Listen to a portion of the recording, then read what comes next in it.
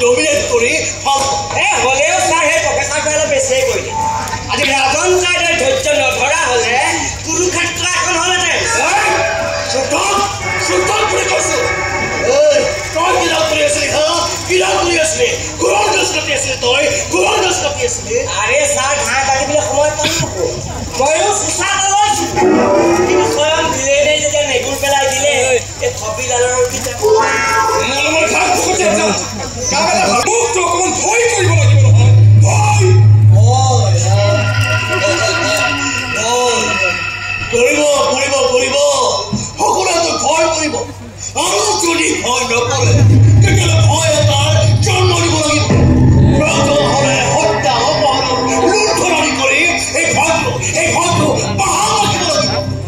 মুঠতে যিকোনো প্ৰকাৰে ভয়টো বাহাল ৰাখিব লাগিব নহ'লে আমাৰ বিজনেছ বৰবাদ হৈ যাব মই তাকে কৈছোঁ আপুনি কেৱল পুলিচ কাছাৰী সকলো মেনেজ কৰি ৰাখক বাকী মই চম্ভালিম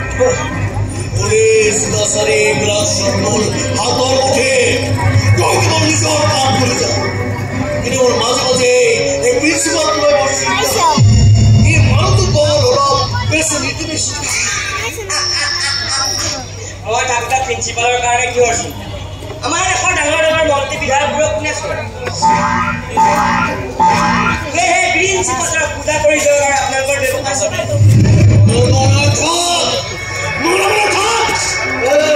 নিজৰ কাম কৰি যা যদি তোকে বাপতি নাথাকিলে নিজৰ ধান্দা তেতিয়া চলি থাক মোৰ মানুহে ইয়াত ভাল বেয়া চব কামে ভালৰ পৰা কৰি যাব যি চব আমি কৰি যাব তাত কোনো পাৰ আনিবলৈ আহিব নালাগে এই সমষ্টিৰ মই MLA হয় এই মেডিকেল কলেজৰ মই সভাপতি এই জন্মচকীৰ মতে চলিব লাগিব এই মেডিকেল কলেজ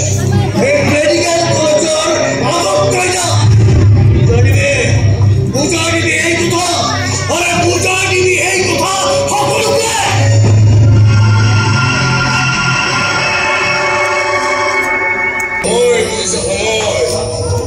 সময় কাল লিপিবদ্ধ কৰি লৈ যায় তাৰ বাবে কি বতৰা হৈ থাকে এদিন গোলাপ কৰি স্কুললৈ লৈ গৈছিল আৰু আজি সেইজনী ছোৱালীয়ে MBBS পঢ়িবলৈ যাওঁ আপুনি বিচাৰিছিল তাই হাকিম হওক অধ্যাপক হওক কিন্তু তাই নিৰ্বাচন কৰিলে মেডিকেল তুমি আকৌ সেইবোৰ কথা কিয় উলিয়াইছা তাই এই চেলেঞ্জিং গ্ৰুপটোক মই চেলিউট কৰিছোঁ বুজিছা এবাৰ পঢ়িবলৈ বাদ দিয়ে কিতাপবোৰ আকৌ খালি পঢ়ি তাই সফল হৈছে আজিৰ তাৰিখত ভোটাক পাৰ্টি মেডিকেলত চিট পোৱা মানে সাগৰৰ মাজত সুবিধা পোৱাৰ নিচিনা কথা তথাপিও দেখোন মনটোতো বৰ কষ্ট হৈছে ঘৰখন একেবাৰে খালী হৈ যাব আজি আকাংক্ষা ডিব্ৰুগড়ত ৰাণী উৎসৱত থাকিব আৰু আমি ৰৈ মেলি এজনী MMS আমজনী MBBS আমি যেন কেতিয়াবা বহুত সুন্দৰ লাভ কৰিছে এই কাৰণে আনন্দৰ স্থান পাই কান্দিবলৈ মন যায় উচুকি উচুকি কান্দিবলৈ মন যায়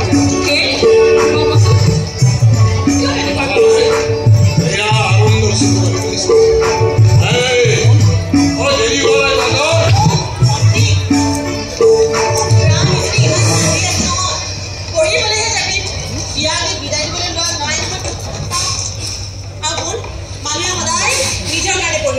যাতে জীৱন প্ৰণালীক সন্মানেৰে জীয়াই থাকিব পাৰে বুজিছা তোমাৰ সিদ্ধান্তৰ বিৰুদ্ধে গৈ মই বাৰু ভুল কৰিলো কি কথা কৈছ এই যাত্ৰা সময় এইবোৰ নয়সত কথা ক'ব নাপা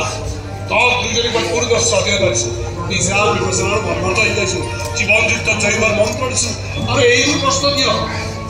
তাকেইতো ময়ো তাকেই কৈছোঁ মনৰ সন্দেহৰ বুজা থাকিলে কাৰ্য বৃদ্ধি নহয় আৰু এটা কথা সদায় মনত ৰাখিবলৈ ভণ্টি দেউতাই দিয়া মন্ত্ৰ আৰু মায়ে দিয়া মৰম চেনেহৰ কৰণী হৈছে আমাৰ জীৱনৰ আশীৰ্বাদ এতিয়া বহুত উঠোৱে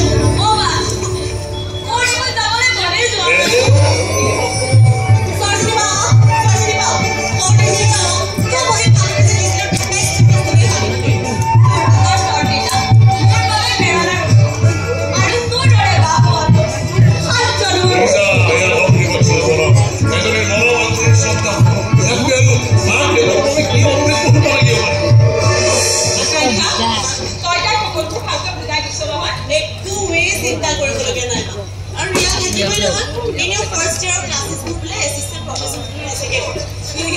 কৰিবলগীয়া মোৰ চিন্তা এটাই তোমালোকক এৰি থাকিব পাৰে না তুমি কিন্তু মোৰ খবৰ ল'ব যাব লাগিব মনত অলপ সাহস পাওঁ এতিয়া আমাৰ চিন্তা কৰিব নালাগে ঘৰখনৰ কথা চিন্তা কৰিব নালাগে নিজৰ কথা চিন্তা কৰ নিজৰ লক্ষ্যটোৰ কথা চিন্তা কৰ হয় আলাই যা গাড়ী দিয়া তোৰ এই যদি বন্ধুৱে এৰিব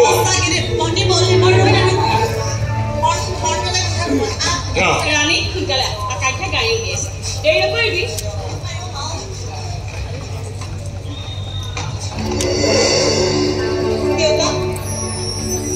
মই বাৰু সঁচাকৈ ডাক্তৰ হ'ব পাৰিমনে মোৰো যদি কিবা এটা হৈ যায় এইবোৰ কি কথা চিন্তা কৰিছ নাপা তই ডাক্তৰ হবি ডাক্তৰ হৈ ওলাই আহিবি ওলাই আহি মোৰ চিকিৎসা কৰিবি আৰু মই সকলোকে গৌৰৱেৰে কওঁ এই চোৱা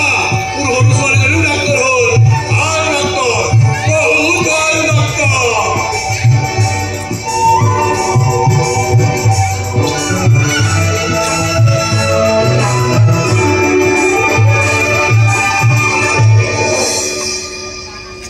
অতিথি আৰু সজ্জন সকলোকে মই স্বাগত সম্ভাষণ জনাইছো আজি আমাৰ মেডিকেল কলেজ প্ৰতিষ্ঠা হোৱাৰ 4 বছৰ হৈ গ'ল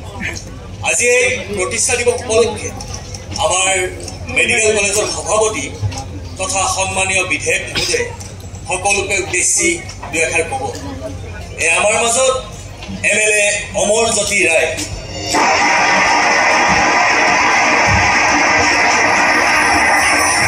অনুষ্ঠানৰ প্ৰাক মুহূৰ্তত আমাৰ সন্মানীয় বিধায়ক MLA অমৰজ্যোতি ৰায়ক আমাৰ মেডিকেল কলেজ তৰফৰ পৰা এখনি ফুলাম গামোচাৰে সম্বৰ্ধনা জনাবলৈ মই অনুৰোধ জনাইছো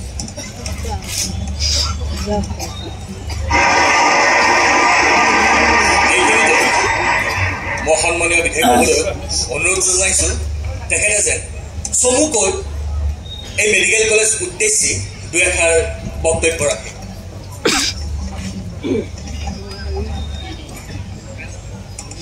পোনপ্ৰথমে মঞ্চৰ সন্মুখত উপবিষ্ট আটাইলৈ মই শ্ৰদ্ধা নিবেদিছোঁ শিক্ষাৰ্থীসকললৈ মই মোৰ শুভকামনা জ্ঞাপন কৰিছোঁ মই আজি শাৰীৰিকভাৱে অলপ অসুস্থ পঞ্চায়ত ইলেকশ্যনৰ কাৰণে যথেষ্ট কষ্ট কৰি থাকিব লগা হৈছে আপোনালোকে দেখি আছে আপোনালোকৰ মাজতে মই ঘূৰি ফুৰিছোঁ গতিকে অলপ শাৰীৰিকভাৱে অসুস্থ থকা হেতুকে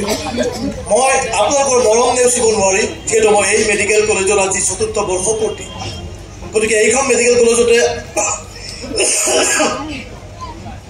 মই যিহেতু সভাপতি